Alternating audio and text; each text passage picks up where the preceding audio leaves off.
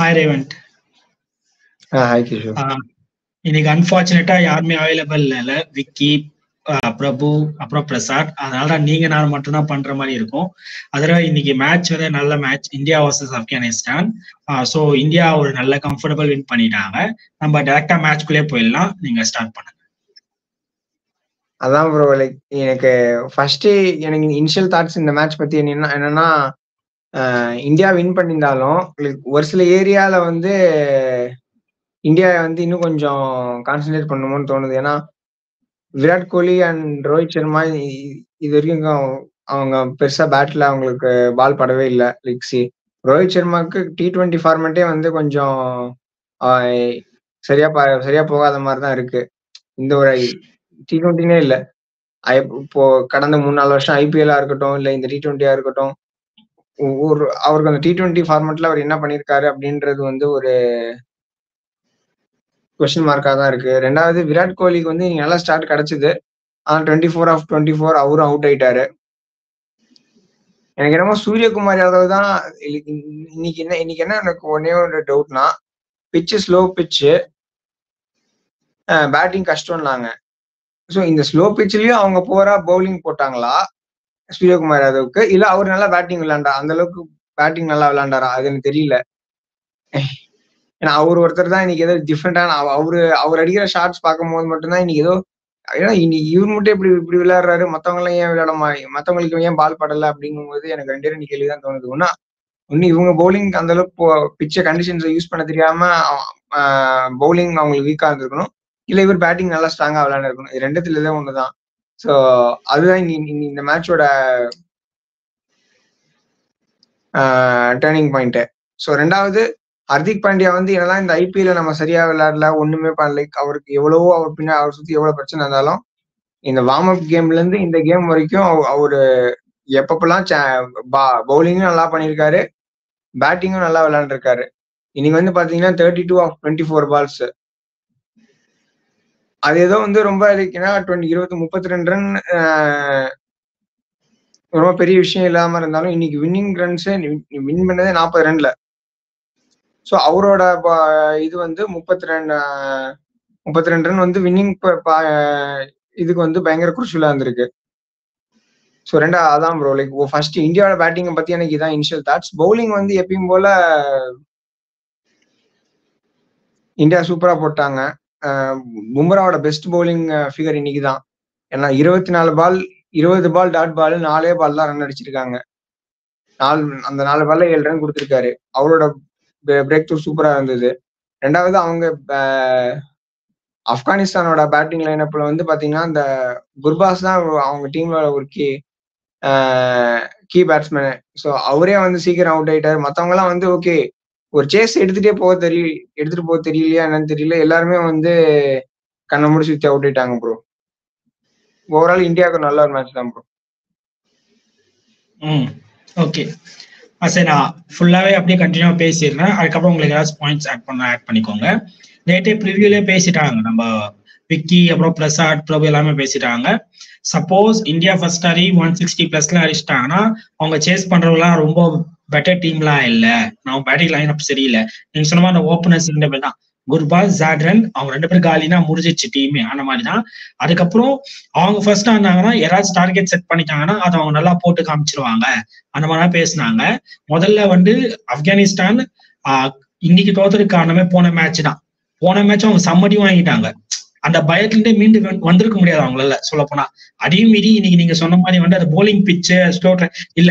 சுனில் கவாஸ்கர் என்ன சொன்னார்னா அது ஃபுல் பேட்டிங் பிச்சு, நீ நல்ல ஏரியால பால் போட்டுனா ஆட முடியாது, அவ்வளவுதான். அப்படிதான் அவரு போட்டாரு. ஆனா இங்க மேட்ச் ஆரம்பிச்சோடனே கமெண்ட் சொல்ல ஆரம்பிச்சிட்டாங்க, ஸ்லோ பிச்சு, போலிங் பிச்சு, ஆட முடியாது அப்படி இப்படின்னு பேச ஆரம்பிச்சிட்டாங்க. அதனால அதையும் மீறி ஓகே நல்லா ஆடிக்கொண்டாங்க நம்ம இந்தியா. அந்த பேட்டிங்க்கு வரேன். அதுக்கு முன்னாடி இவங்க போலிங்ல இவங்களை பாத்தீங்கன்னா 2 பேர் தான் விக்கெட் எடுத்தாங்க, ஃபரூக்கி, ரஷீத் கான். இவங்க 2 பேர் தான், மீது எல்லாருமே சம்மடி வாங்கினாங்க. ஏன்னா அந்த போன மேட்சோட இம்பாக்ட் தான். போன மேட்ச் அந்த மாதிரி ஆட்டி 6 ஓவருக்கு 92, ஒரே ஓவர்ல 36 ரன்னு. அதுக்கப்புறம் இவரு ரஷீத் கானே வந்து இதுல பிரசன்டேஷன்ல நாங்க 250 230 கொடுப்போம்னு நினைச்சோம், பரவாயில்ல நாங்க 200 சில்லறல 210 கிட்ட கொண்டு வந்ததே பெரிய விஷயம். நாங்க அதுல இருந்து மீண்டு வந்து இங்க போடுறதுன்றது ரொம்ப கஷ்டமான விஷயம். ஏன்னா ஆல்மோஸ்ட் ஒரு 10 இல்ல ஒரு 20 எரர் பண்ணிட்டாங்க. அந்த 20 எரரை ரெக்டிஃபை பண்ணி வர்றதுக்குள்ள அவங்களுக்கு மேட்ச் வந்துடும். ஏன்னா 2 நாளும் தான் கேப் கிடைச்சது. அதனால ரெக்டிஃபை பண்ணி வர்றதுக்குள்ள இங்க வந்துட்டனால இந்த அளவுக்கு ட்ரை பண்ணதே பெரிய விஷயம். அதுக்கப்புறம் நம்ம இந்தியாவோட பேட்டிங்கை பத்தி பேசணும்னா, நீங்க சொன்ன மாதிரிதான் ஆயிடுச்சு. தெரிஞ்சு எல்லாம் சொல்லிட்டு தான் இருக்காங்க. ஆல்மோஸ்ட் ஒரு 3-4 வருஷம் ஆயிடுச்சுன்னு நினைக்கிறேன் நல்லா அடி correct Rohit Sharma.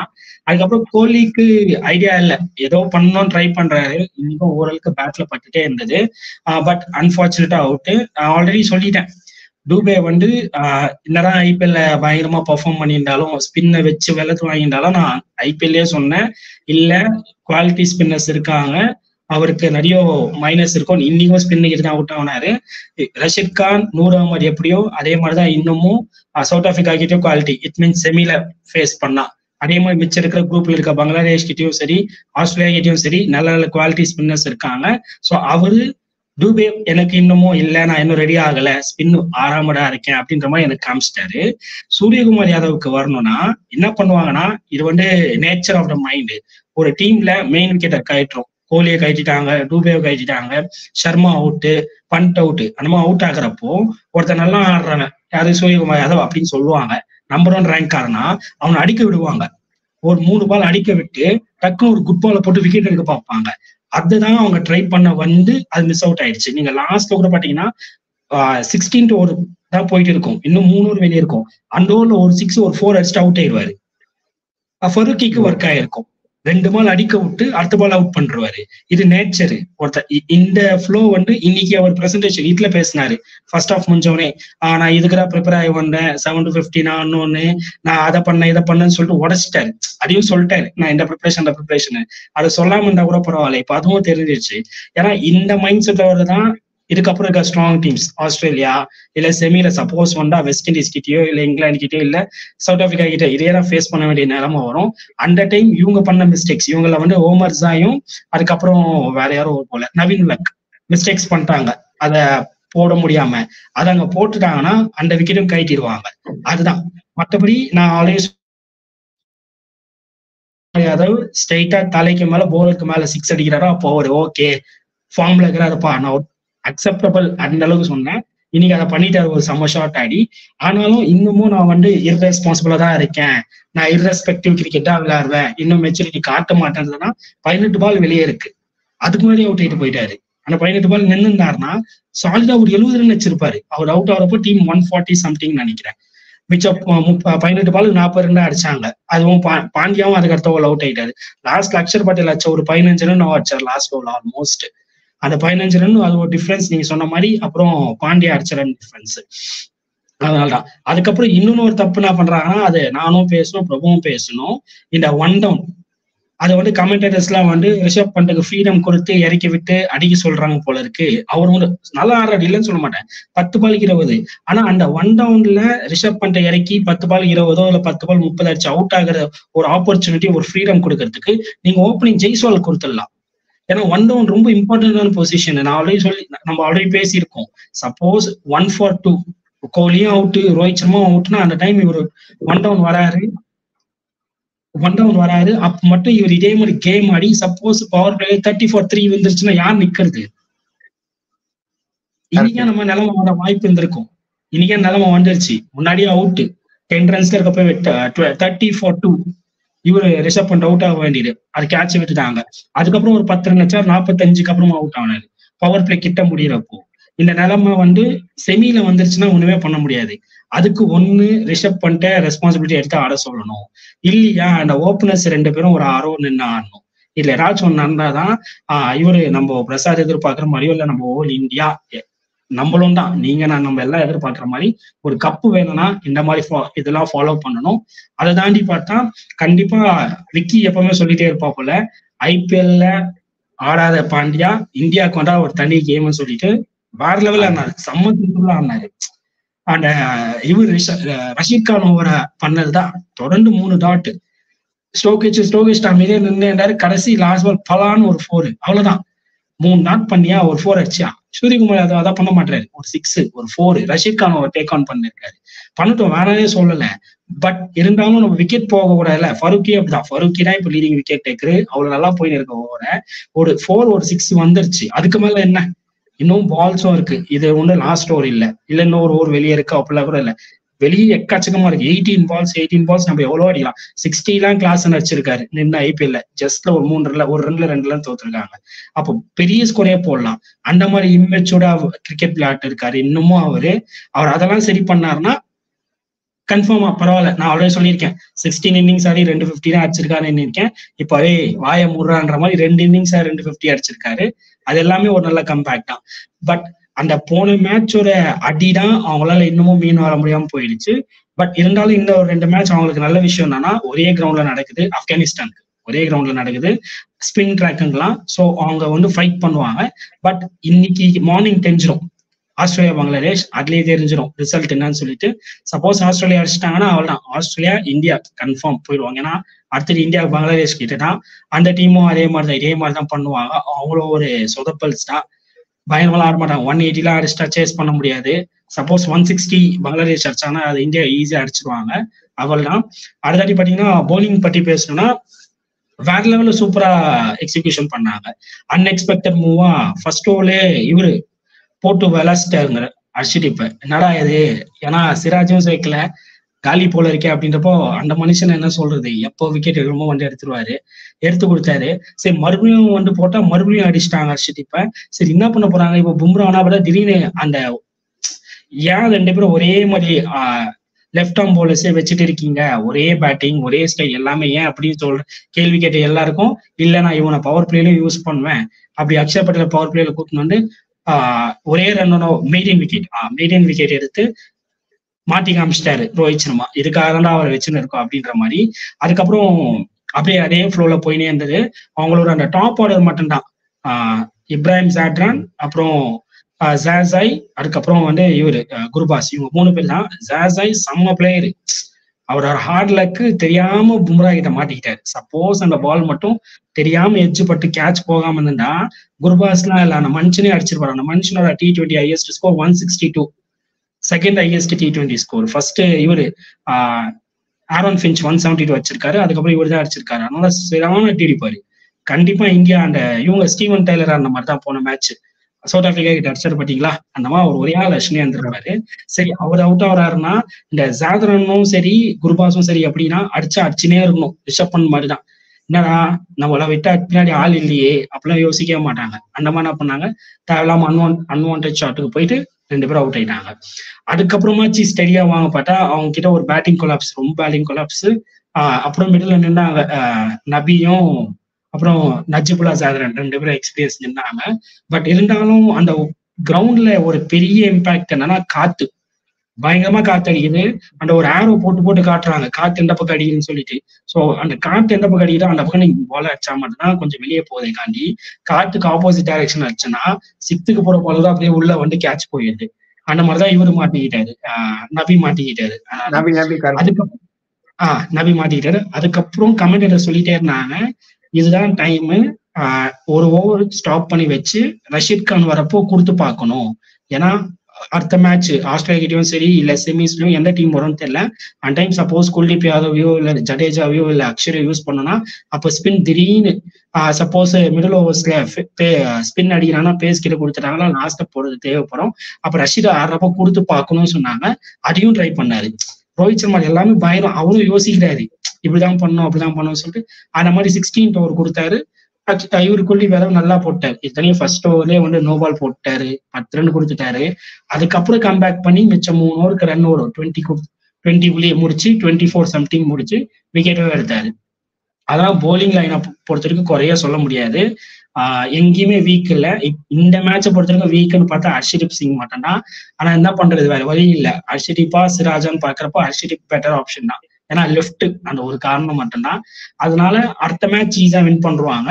Australia match அப்போ நம்ம ப்ரிவியூக்கு வருவோம், அப்போ நிறைய பேசிக்கலாம். உங்களுக்கு ஏதாச்சும் பாயிண்ட்ஸ் ஆட் பண்ண? இல்ல ப்ரோ, நீங்க சொன்னதுல எனக்கு ஒரு 3-4 இடத்துல கொஞ்சம் டிஃப்ரெண்ட் ஒப்பீனியன் இருக்கு. ஏன்னா ஃபர்ஸ்ட் நீங்க ஜெய்ஸ்வாலை கொண்டு வரணும்னு நீங்க சொல்றீங்க. ஜெய்ஸ்வால் கொண்டு வந்தா ஒண்ணு அக்ஷர் பட்டேல் உட்கார வைக்கணும், இல்ல சிவம் துபே உட்கார வைக்கணும். நான் தூபே உட்கார வச்சு சொல்லுவேன். அதுக்காக நான் ஜெய்ஸ்வால் சொல்றேன். சரி கண்டினியூ பண்ணு. நான் என்ன சொல்ல வரேன்னா நீங்க ஒண்ணு யசஸ்வி ஜெய்ஸ்வாலை கொண்டு வரணும் அப்படின்னா துபே இல்லைன்னா வந்து அக்ஷர் பட்டேல் 2 பேர்ல யாராச்சும் ஒருத்தவங்க உட்கார்ந்து ஆகணும். துபே அக்ஷர் பட்டேல் உட்கார வைக்கவே மாட்டாங்க. ஏன்னா அவர் பேட்டிங்ல ஒரு 15 பால் விளையாண்டாலும் ஒரு 25 ரன் 30 ரன் அடிக்கிறாரு. பவுலிங்ல பவர் பிளேலயும் எப்ப வந்தாலும் விக்கெட் ரன் 2 பால் 6 போனாலும் தைரியமா தூக்கி போடுறாரு. பாலும் விக்கெட் விழுந்துருது. ஸோ ஃபீல்டிங் நல்லா பெட்டர் ஃபீல்டர் தான் அவரு. ஸோ அவரே உட்கார வைக்க மாட்டாங்க. துபேவை உட்கார வச்சுட்டு அவங்க யசஸ்வி ஜெய்ஸ்வாலுக்கு சான்ஸ் கொடுப்பாங்களா என்னன்னு தெரியல. ஏன்னா இருந்தாலும் அந்த ஸ்டில் அந்த ஒரு மிடில் ஆர்டர் அந்த லாங் பேட்டிங் லைனுக்கோசரம் துபே அவங்க இன்னும் வச்சிருக்காங்க. ஆனா துபேக்கு இந்த மாதிரி அவர் ஃபர்ஸ்ட் 3 மேட்ச் நியூயார்க்ல மாட்டிக்கிட்டாரு. இந்த வாட்டியும் வரும்போது வந்து பாத்தீங்கன்னா எனக்கு என்னமோ அவர் வந்து ஒரு கிரிக்கெட்டிங் ஷாட்ஸ் விளையாடுற மாதிரி லைக் நல்ல ஹிட்டர் தான். ஆனா வந்து ஒரு இதுவே இல்லாம சும்மா அது நேரா வர பால யாராச்சும் இந்த ரஷித் கான் மாதிரி ஒரு பவுலர் வந்து கட்டடிக்க பார்ப்பாங்களா? சோ அப்படி அடிச்சு அவர் அவுட் ஆயிட்டாரு வேற. சோ எனக்கு தெரிஞ்சு அந்த இடத்துலதான் அவங்க கொஞ்சம் யோசிப்பாங்களோ. எனக்கு இந்தியா டீம் வந்து பெருசா அந்த விஷயத்துல யோசிக்க மாட்டாங்களோ எனக்கு தோணுது ப்ரோ. ஏன்னா இதுக்கப்புறம் வந்து ஜெய்ஸ்வாலை கொண்டு வந்து அது அவர் ஃபார்முக்கு வந்து எப்படி செட் ஆகும் அப்படின்றத யோசிப்பாங்களா? இல்ல வந்து இல்ல சாரி, நான் என்ன சொல்ல வரேன்னா, ஒண்ணு ரிஷப் பண்ணிட்டு ரெஸ்பான்சிபிலிட்டி எடுத்து ஆட வைக்கணும். அப்படி இல்ல முடியலன்னா அப்ப ஏதாச்சும் சேஞ்சுக்காக தான் நான் ஜெய்ஸ்வால்னு சொன்னேன். அவரை போட்டே ஆகணும், அவரை போட்டாதான் டீம் நல்லா இருக்கும்லாம் அந்த பாயிண்ட் வரவே இல்லை. நான் ரிஷப் பண்ட் மேனேஜ் பண்ணணும். இல்ல ப்ரோ அதான். ஆனா ரிஷப் பந்த் வந்து எப்பயுமே அவர் வந்து கொஞ்சம் அக்ரெசிவா விளையாடுற ஆள் தான். லைக் இப்ப அவரு அன்னைக்கு ஒரு இன்டர்வியூல என்ன சொன்னாரு, நான் வேர்ல்ட் கப் ஃபைனல் விளையாண்டதுன்னா 150 ரன்னுக்கு ஆல் அவுட் ஆயிருப்போம், இல்ல 300 ரன் அடிச்சிருப்போம்னாரு. அவருக்கு அந்த சிச்சுவேஷன்லாம் இதே கிடையாது. இன்னைக்கே வந்து பாத்தீங்கன்னா ஒரு ஸ்வீப் அடி சும்மா ரைட்டு திரும்பி ராங் சைட்ல அடிச்சுதான் அவரே அவுட் ஆனாரு இன்னைக்கு. சோ லைக் நீங்க ரிஷப் பந்த் கிட்ட நீங்க வந்து ஒரு 30 பால் 45 அந்த மாதிரி நீங்க அவர் டக்கு டக்குன்னு அடிச்சுட்டு ஒரு ஸ்கோர் தான் ரன் ரேட்டை கொஞ்சம் முன்னாடி எடுத்துட்டு போவாரே தவிர, மற்றபடி சூரியகுமார் யாதவ் மாதிரி 7 to 15 ஒரு இன்னிங்ஸ் ஓகே 7 to 15 நான் இப்படி விளையாட போறேன் அப்படின்ற ஒரு பிளேயர் கிடையாது அவரு. அவர் வந்து 12 ஓவர் 13 ஒரு 14 ஓவருக்கு அப்புறம் ஒரு 6 ஓவர் அவர்கிட்ட கொடுத்தீங்கன்னா நீங்க வந்து ஒரு 65 ரன் 70 ரன்னா ஓகே அவர் அடிப்பாரு. நீங்க வந்து லாங் இன்னிங்ஸ் விளையாடணும் அப்படின்னா அது வந்து ரிஷப் பந்த் மாதிரியான பிளேயருக்கு வந்து எப்பயுமே வந்து அவருக்கு கொஞ்சம் ஒரு அவுட் சைட் ஆப்ஷன் போட்டா கூட வந்து அவர் இப்ப அதெல்லாம் என்ன ஸ்கோர் அதெல்லாம் பார்க்க மாட்டாங்க. அவரோட நேச்சுரல் கேம் தான் விளையாடுவாரு. என்ன கேட்டீங்கன்னா வந்து ஒன்னே ஒண்ணுதான் லைக் ரோஹித் சர்மா கன்சிடர் ஒரு 6 ஓவருக்கு ஒரு 6 ஓவர் கண்டிப்பா விளையாடணும். 6 ஓவர் அவர் விளையாண்டாருன்னா ஒரு 25 பால் அவர் ஃபேஸ் பண்ணாருன்னா அவருக்கு பால் நல்லா மாட்டிச்சுன்னா ஒரு 50 அடிப்பாரு அவரு. ஸோ அது நடக்கணும். பிளஸ் கோலி அதுக்கு சப்போர்ட்டா இருக்கணும். அதுக்கப்புறம் வரதெல்லாம் வந்து பாத்தீங்கன்னா ரிஷப் பந்தோ இல்ல சூரியகுமார் யாதவோ இல்ல அது எப்படி மத்த பேட்டிங் மத்ததெல்லாம் வந்து மேனேஜ் பண்ணிக்கலாம். இவங்களுக்கு வந்து ஸ்ட்ரகிள் ஆகிறதுனாலதான் பேட்டிங் வந்து என்னடா இது ஓப்பனிங் இன்னும் கிளிக் ஆகல பேசிட்டு இருக்காங்க. அதான் ப்ரோ எனக்கு அந்த ஒரு 2 விஷயம் தான். அந்த ஓப்பனிங் பிளஸ் ஜெய்ஸ்வால கொண்டு வந்து திடீர்னு இப்ப ஏன் திடீர்னு சூப்பர் ஹிட்டுக்கு முன்னாடி திடீர்னு இப்ப கொண்டு வருவாங்கன்னு எனக்கு தெரியல. ஆனா 1 டவுன் அப்படி கொண்டு வந்தா இன்னும் பேலன்ஸ்டா இருக்கும் டீம். ஏன்னா ஜெய்ஸ்வால் வந்து 6 ஓவர் வரைக்கும் வந்து லைக் தரையோட விளையாண்டுட்டு அதுக்கப்புறம் இன்னிங்க பேட்டிங் நல்லா எடுத்துட்டு போற எபிலிட்டி அவர்கிட்ட இருக்கு. சோ இந்த டிசிஷன் எடுப்பாங்கன்னு தெரியல. ஆனா துபே உட்கார வச்சுட்டு ஜெய்ஸ்வாலை கொண்டு வரது ஒரு பெட்டர் மூவா இருக்கும்னு நான் நினைக்கிறேன். ஏன்னா அவருக்கு வந்து பால் சரியா பேட்ல பட மாட்டேங்குது. உங்களுக்கு ஸ்பின்னர் வந்து நல்லா லைன்ல இருந்து போட்டாங்கன்னா வேற வந்து அவருக்கு வந்து கொஞ்சம் ஸ்ட்ரகிள் ஆறாரு. ஸோ லைக் ஒரு தொடர்ந்து அவரோட இன்கன்சிஸ்டன்ட் தெரியுது. ஸோ அதுக்கு பதிலாக நீங்க ஓப்பனிங் இன்னும் ஸ்ட்ராங் பண்ணிட்டீங்கன்னா கோலிக்கான ஃபேவரட்டான பொசிஷன் வந்து 1 டவுன். ஸோ நீங்க அந்த ஒரு பழைய கான்செப்ட் நீங்க கொண்டு வந்தாலே இன்னும் பேட்டிங் நல்லா இருக்கும்னு தோணுது ப்ரோ. மற்றபடி பவுலிங் வந்து பாத்தீங்கன்னா பும்ரா ஜடேஜா ஹர்திக் பாண்டியா எல்லாமே நல்லா தான் பண்றாங்க. என்ன ஒண்ணு குல்தீப் யாதவ் வந்து அவர் கொஞ்சம் ஃபர்ஸ்ட் ஓவர் நல்லா போடுவாரு, செகண்ட் ஓவர் நல்லா போடுவாரு. அவர் ஒன்ஸ் அவர் அடிக்க ஆரம்பிச்சிட்டாங்கன்னா அவர் கொஞ்சம் ரன்ஸ் லீக் பண்ணுவாரு. ஸோ அதுக்கு பதிலாக சூப்பர் பவுலர் தான் அவரு. ஆனா எனக்கு என்ன தோணுதுன்னா வந்து அவர் வந்து கொஞ்சம் லைக் அவருக்கு எப்படின்னா கொஞ்சம் அடிக்க ஆரம்பிச்சிட்டாலே திடீர்னு பால் ஃபாஸ்டா போடுவாரு, 110 கிலோமீட்டர்ல போடுவாரு, திடீர்னு ஏதாவது ட்ரை பண்ணுவாரு. ஸோ அந்த ஒரு விஷயத்துல மட்டும் அவர் இன்னும் கொஞ்சம் நல்லா பண்ணா நல்லா இருக்கும்னு தோணுது ப்ரோ. ஏன்னா அவர் கொஞ்சம் ரன்ஸ் கொஞ்சம் 3rd and 4th ஓவர்ல கொஞ்சம் ரன்ஸ் அப்பப்போ போகும் அவர் ஓவர்ல. ஸோ அது ஒண்ணுதான் ப்ரோ. மத்தபடி இந்தியா எல்லாமே ஃபைன் தான் ப்ரோ. ஆல்மோஸ்ட் கரெக்டா. அப்போ முடிச்சுக்கலாமா இல்ல நாளைக்கு மேட்ச் முடிச்சுக்கலாமா? பார்க்கலாம். இந்தியா பங்களாதேஷ் 22. அதான் இன்னைக்கு மார்னிங் வந்து பங்களாதேஷும் ஆஸ்திரேலியா விளையாடுறாங்க. காலைல 6 மணி நம்ம இந்தியா டைமு. அதுக்கப்புறம் 22க்கு இந்தியா பங்களாதேஷ் அன்னைக்கு ப்ரிவ்யூ இருக்கும், அன்னைக்கு பேசிக்கலாம். ஒரு நல்ல மேட்ச்னா பரவாயில்ல, ஒரு நெட் ரன் ரேட் நல்ல ரன் ரேட் கிடைச்சிருக்கு, அது ஒண்ணு இருக்கு. சப்போஸ் எல்லா டீமும் 3 டீமும் 2 மேட்ச் ஜெயிச்சிருக்குன்னா அப்ப இந்தியாவுக்கு இது ஒரு பெனிஃபிட் தான், ஒரு போனஸ் பாயிண்ட் மாதிரி தான். நேற்றுலாம் ரொம்ப கிட்ட தான் வந்து ஜெயிச்சாங்க சவுத் ஆப்பிரிக்கா, இவங்க கிட்டயே யூஎஸ் கிட்டயே. சப்போஸ் அவங்க அடுத்த மேட்ச் இங்கிலாந்துல தோத்து அதுக்கப்புறம் வெஸ்ட் இண்டீஸ் ஜெயிச்சாங்கன்னா, வெஸ்ட் இண்டீஸ் வந்து யூஎஸ்ஏ ஜெயிச்சிட்டாங்க அப்படின்னு அவங்களும் வந்து நின்று இருப்பாங்க நெட் ரன் ரேட்டுக்கு. அதனால வந்து நல்லதா போச்சு.